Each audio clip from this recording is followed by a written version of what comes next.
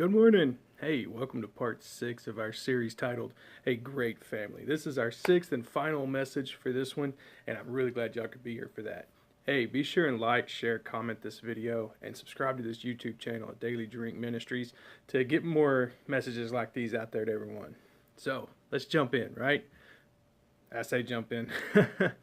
Being this is the last message, I want to go back and cover all the rest of it, especially since we had a break over the weekend, for those of you watching it fresh. Part 1 of the message was treat your family better than your best friend. How do you treat your family? Do you treat them better than your best friend? We're going to build on that today. Part 2, verbalize how great your family is and cultivate an attitude of encouragement and happiness. Now that's where we're going to go on. We're going to add to that today as well.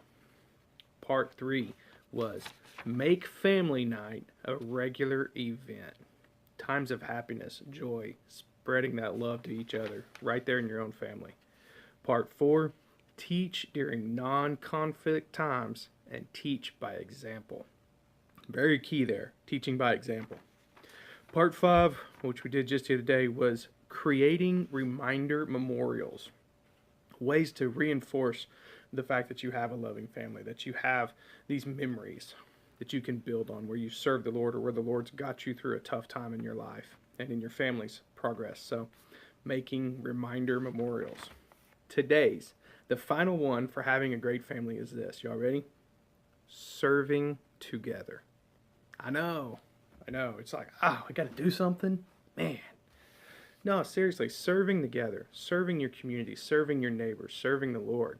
Now, we just did a series a few back. Y'all can find them on the YouTube channel or in the Facebook videos library on serve. And it's talk about serving, and that message was focused on serving your church family. Today's message in general is serving people, just serving, but doing it as a family and why you should do it. So we're going to ball up everything we've done the last 5 messages, and we're going to set it off rolling today by serving. Y'all ready? All right, here we go. I want to open up with a quote from Oswald Chambers. And he said one time, have you ever realized that you can give things to God that are of value to Him? You can give things to God that are of value to Him. Or are you just sitting around daydreaming about the greatness of His redemption while neglecting all the things you could be doing for Him? Wow, that was oh man, here we go. I'm not referring to works which could be regarded as divine and miraculous, but ordinary, simple human things. Things which would be evidence to God that you are totally surrendered to Him. Now, what does that mean? I found that quote extremely powerful, and I was like, okay, what does that mean? And I tell you, we've already covered the scriptures of what this quote means. And I want to go back over them again. Philippians chapter 2, verse 3 through 8.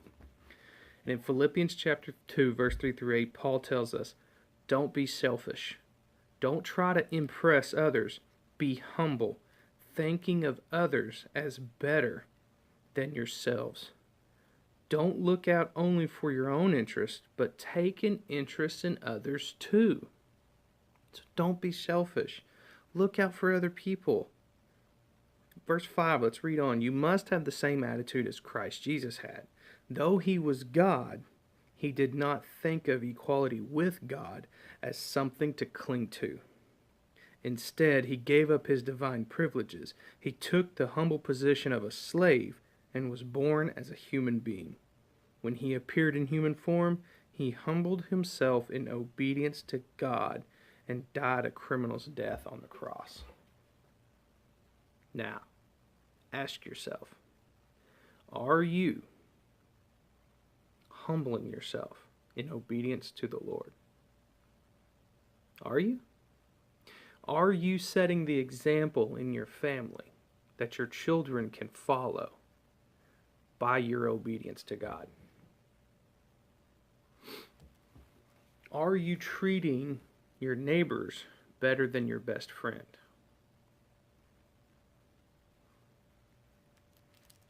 Are you Let's go back. Are you cultivating an attitude of encouragement and happiness with the people you're around? Not just your family. Your children see you do this, and when you do that, you're leading by example. You're teaching them. But I want to go back. What does he mean by being obedient to God? Let's look at that. Matthew 22. Matthew 22, verse 36 through 39. Black and white. Here it is. Verse 36, the Pharisees asked, "Teacher, what is the most important commandment in the law of Moses?" Jesus replied, "You must love the Lord your God with all your heart, all your soul, and all your mind. This is the first and greatest commandment. A second is equally important. Love your neighbor as yourself." Love your neighbor as yourself, which is equally as important as loving the Lord your God. I read this a while ago and it kind of hit me. God doesn't need your works to prove your love for him. Your neighbors do.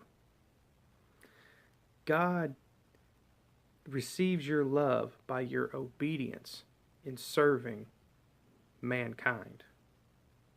By your obedience of service. Let's put it that way. God receives your love by your obedience of service. Are you obediently serving God? Or are you sitting around daydreaming about the greatness of God's redemption while neglecting all the things you could be doing for him? Toe stomping morning, isn't it? I know. But it's there. If you want a great family, you must serve together. In order to be effective in serving together, you have to cultivate an attitude of encouragement and happiness. You have to treat your family better than your best friends so y'all have this bonds of love. Make family not a regular event so your family knows you're loved and cared for and you're looking out as a group together for other people. You're serving other people. You're teaching by example. They're following you. And in the process, you're creating reminders. You're creating memories of serving people for the Lord.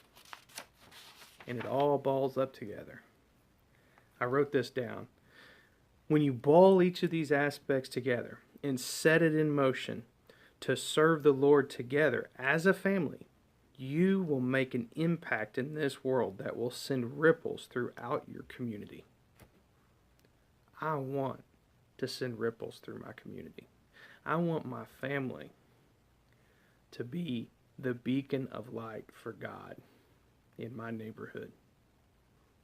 Not just a corner that people are like, that's a safe space, we can go there. No, I want it to be a beacon of light. I want them to know that Christ radiates from that house out into the community. And that's what you should want too. That is evidence of a great family. So I challenge you today. If you don't know how to serve, if you don't know what to do, go back and watch my series titled Serve. Pull the aspects from it. Pray on it. Ask God how he needs your help. It's the little things. Don't jump. Okay, this verse keeps popping in my head, so I'm just going to go read it. Matthew 25, verse 34. Matthew 25, verse 34. The king will say to those on his right, "Come, you who are blessed by my Father, inherit the kingdom prepared for you from the creation of the world. For I was hungry, and you fed me. I was thirsty, and you gave me drink. I was a stranger, and you invited me into your home. I was naked, and you gave me clothing. I was sick, and you cared for me. I was in prison, and you visited me." Then the righteous ones will reply, "Lord, when did we ever see you hungry and feed you, or thirsty and give you something to drink, or a stranger and show you hospitality, or naked and give you clothing? When did we ever see you sick or in prison and visit you?" And the king will say, I tell you the truth, when you did it to one of the least of these, my brothers and sisters, you were doing it to me. Just like I said a while ago, the Lord will see your obedient service to people as love to Him. Stop looking for God and stop serving people and be the image of God. That is obedient service to the Lord. That's my daily drink for today. Y'all be blessed. We'll see you tomorrow.